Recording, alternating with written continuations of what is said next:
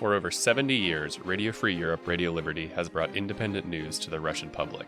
Russia's war in Ukraine and systematic crackdown on truthful reporting shows why this mission is more important than ever.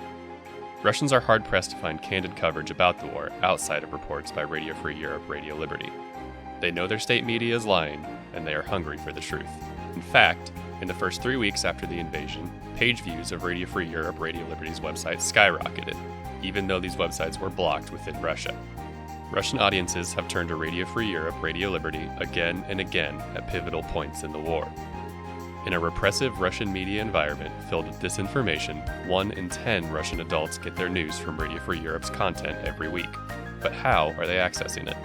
We meet our audiences where they are. Circumvention tools like VPNs, mirror sites, onion sites, and downloadable apps are key to helping Russian audiences reach Radio Free Europe, Radio Liberty's reporting, and Russians are using these tools more than ever before.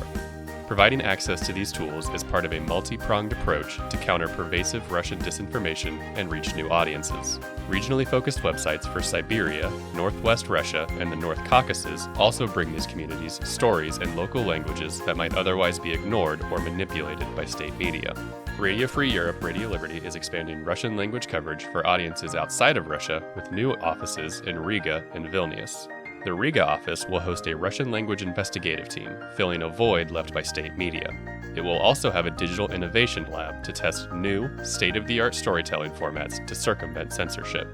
In Vilnius, Radio Free Europe, Radio Liberty's 24/7 Russian language platform, Current Time, will provide programming to reach Russian-speaking audiences in Belarus. Finally, Radio Free Europe, Radio Liberty is launching a new Russian language stream with documentary and cultural content to reach new audiences in Russia.